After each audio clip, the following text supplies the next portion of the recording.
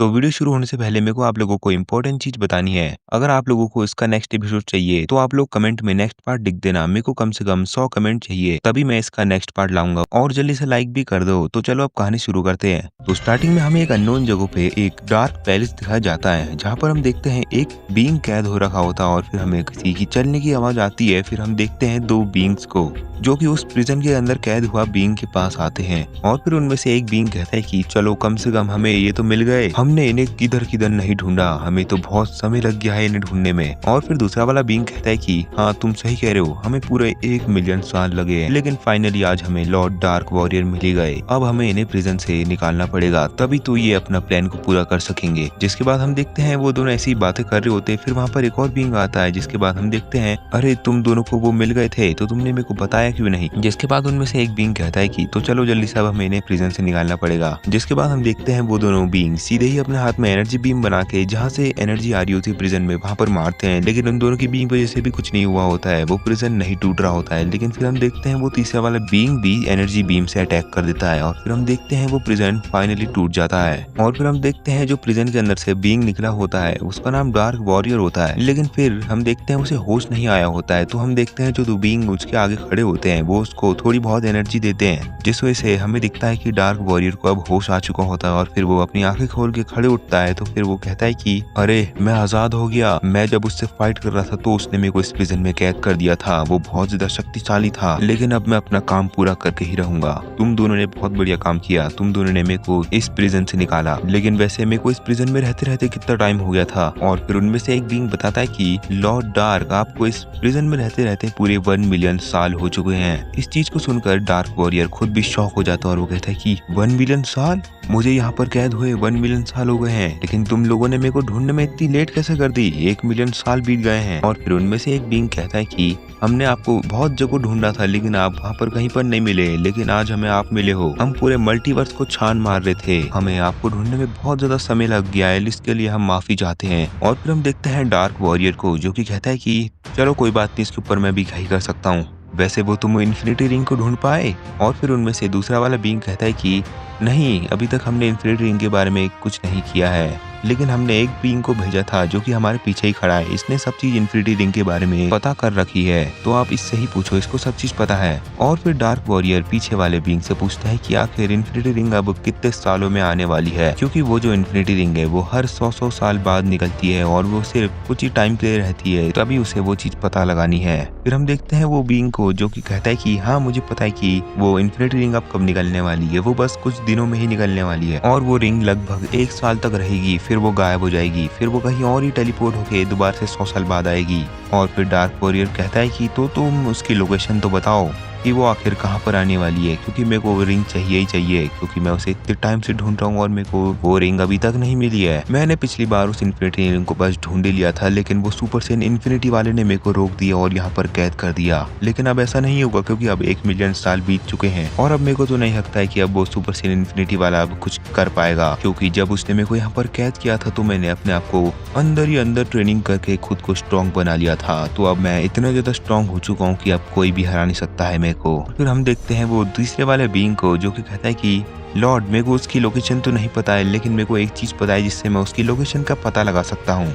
और फिर dark Lord कहता है कि तो वो क्या चीज है जिससे तुम उसकी लोकेशन का पता लगा सकते हो। और फिर हम देखते हैं वो तीसरा वाला बीइंग अपना पूरा प्लान उसको बता देता है, जिसके बाद वो कहता है कि बहुत बढ़िया, तुम जल्दी से जाओ और ये काम करो, और हाँ मेरे को उसकी पूरी करेक्ट लोकेशन चाहिए। और फिर वो तीसरा वाला बीइंग कहता है कि ठीक है माय लॉर्ड, शायद वो मेरे को पूरी करेक्ट लोकेशन ही बताए। और फिर हम देखते हैं वो चला जाता है वहां से। और फिर हम देखते हैं डार्क लॉर्ड को जो कि कहता है कि मेरे को लगता है कि मेरे को थोड़े आराम की जरूरत है, क्योंकि मैं इतने सालों से यहीं पर कैद हूँ, तो मैं अब थोड़ा आराम कर रहा हूँ ताकि मैं अपने आप को हील कर सकूं। और फिर हम देखते हैं वो दोनों बीइंग में से एक बीइंग कहता है कि ठीक है माय लॉर्ड, आप अपने आप को हील करो। जिसके बाद हमारा सीन शिफ्ट हो जाता है और हमें बीरस के प्लेनेट पर गोकू, वेजिटा और ब्रोली को दिखाया जाता है। और फिर हम देखते हैं गोकू और वेजिटा अपनी ऐसी नॉर्मल ट्रेनिंग कर रहे होते हैं, लेकिन कुछ देर ऐसी ट्रेनिंग करने के बाद वो दोनों भी थक जाते हैं, तो फिर वो ब्रोली के पास आके बैठ जाते हैं। जिसके बाद हम देखते हैं वो तीनों वैसी बातें कर रहे होते हैं फिर ब्रोली को अचानक से एक बात याद आती है, जिसके बाद ब्रोली कहता है कि गोकू और वेजिटा, क्या तुम्हें सुपर सैयन इन्फिनिटी के बारे में कुछ पता है? और इस चीज को सुनने के बाद गोकू और वेजिटा शॉक हुए होते हैं, क्योंकि उनने ये चीज पहली बार सुनी होती है। और फिर गोकू कहता है कि सुपर सैयन इन्फिनिटी ये क्या होता है, और वेजिटा भी सेम ऐसे ही बोलता है। लेकिन फिर ब्रोली कहता है कि लगता है तुम दोनों को इस चीज के बारे में नहीं पता है। मेरे को भी इस चीज के बारे में पहले नहीं पता था, लेकिन जहाँ पर मैं रहता था वाम्पा प्लेनेट पर, वहाँ पर मेरे को एक बहुत ही पुराना सा एक बुड्ढा दिखा था, जो कि मेरे से कह रहा था क्या तुम सुपर सैयन इन्फिनिटी के बारे में जानते हो। जिसके बाद मेरा भी रिएक्शन तुम्हारे जैसा ही था, लेकिन मैंने उनसे पूछा कि आखिर ये होता क्या है और ये क्या बोल रहे हो। और फिर वो बुड्ढा इंसान मेरे से ये कह रहा था कि मेरे को तो तुम भी सैयन ही लगते, तो मेरे को लगा था कि तुम्हें इसके बारे में पता होगा, लेकिन तुम्हें इसके बारे में नहीं पता है। और फिर वो बुड्ढा मेरे को सब चीज बताता है कि सुपर सैयन इन्फिनिटी एक सैयन ने ही अचीव करी थी, और उसने बहुत ही खतरनाक लड़ाई लड़ी थी, जिससे पूरा मल्टीवर्स बचा था। अगर वो सैयन सुपर सैयन इन्फिनिटी को अचीव करके लड़ाई नहीं लड़ता, तो अब तक पूरा मल्टीवर्स खत्म हो चुका होता।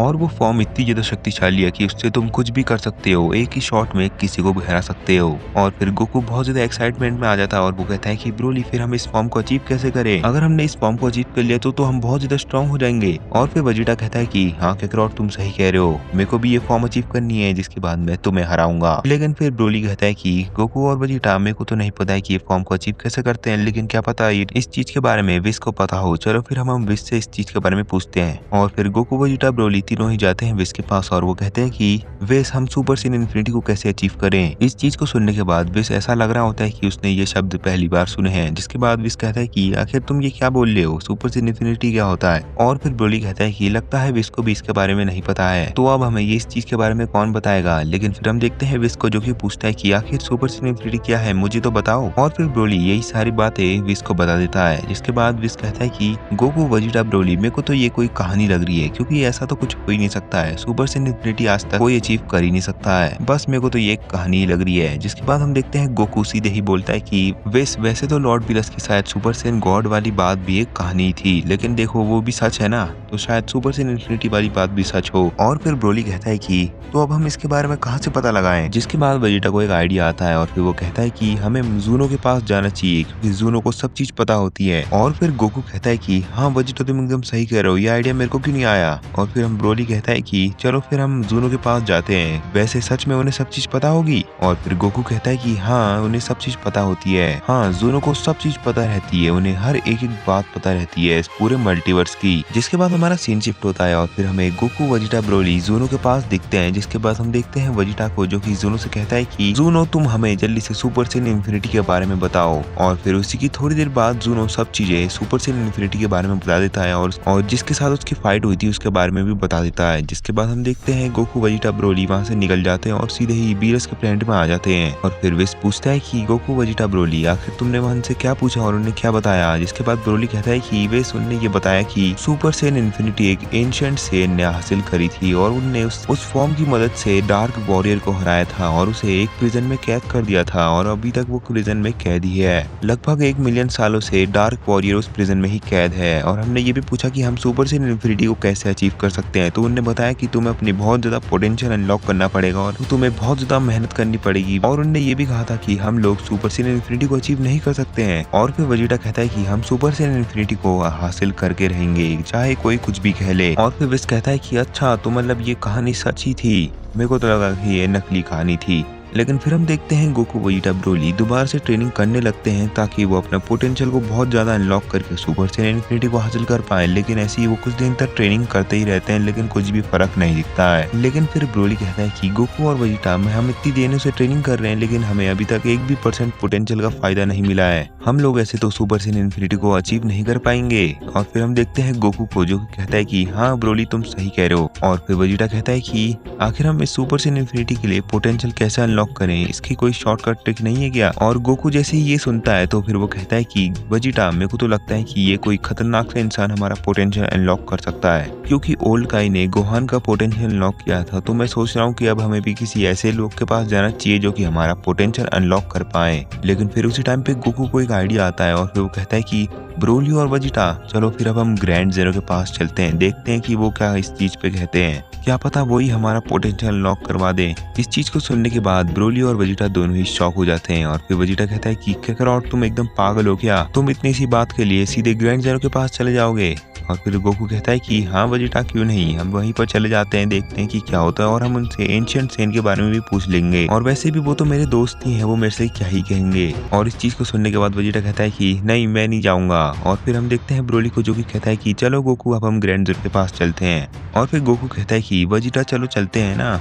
और फिर वेजिटा कुछ नहीं कहता है, लेकिन फिर गोकू कहता है कि वेजिटा देख लो, फिर अब हमारा पोटेंशियल अनलॉक हो गया तो फिर मैं दोबारा वहां पर नहीं जाऊंगा तुम्हें लेकर। और फिर वेजिटा जैसे तैसे गोकू के साथ चले जाता है और हम देखते हैं कि वो तीनों ही ज़ेनो पैलेस में टेलीपोर्ट हो जाते हैं। जिसके बाद हम देखते हैं वो तीनों सीधे ही ज़ेनो के मुंह के सामने टेलीपोर्ट हुए होते हैं, क्योंकि गोकू ने ज़ेनो का दिया हुआ बटन का यूज किया होता है। और फिर हम देखते हैं ज़ेनो को जो कि गोकू से कहता है कि अरे गोकू तुम्हारा यहाँ पर आना कैसे हुआ, और ये तुम्हारे साथ में ये नया इंसान कौन है? और फिर गोकू समझ जाता है कि ग्रैंड ज़ेनो ब्रोली की बात कर रहे हैं, तो फिर वो ब्रोली के बारे में सब चीज बता देता है। और फिर ज़ेनो कहता है कि अच्छा तो मतलब ये ब्रोली है और ये भी तुम्हारी तरह सेन ही है, लेकिन वैसे तुम लोग यहाँ पर क्यों आए हो? फिर गोकू कहता है कि ग्रैंड ज़ेनो बस मेरे को आपकी थोड़ी सी मदद चाहिए। और फिर ज़ेनो कहता है कि हाँ गोकू बताओ कैसी मदद चाहिए तुम्हें? जिसके बाद गोकू सारी बातें एंशिएंट सेन के बारे में बता देता है। जिसके बाद वो कहता है कि हम सुपर सेन इन्फिनिटी को भी कैसे अचीव कर सकते हैं। और फिर ज़ेनो कहता है कि अच्छा तो तुम उस सेन की बात कर रहे हो जिसने सुपर सेन इन्फिनिटी अचीव करी थी, वो तो बहुत ज्यादा शक्तिशाली सेन था। अब मुझे नहीं पता है कि वो सेन कहाँ पर गया, लेकिन वो बहुत ज्यादा शक्तिशाली था। अगर उसने उस टाइम उस डार्क वॉरियर को नहीं हराया होता तो आज तक हमारा ये मल्टीवर्स नहीं दिखता।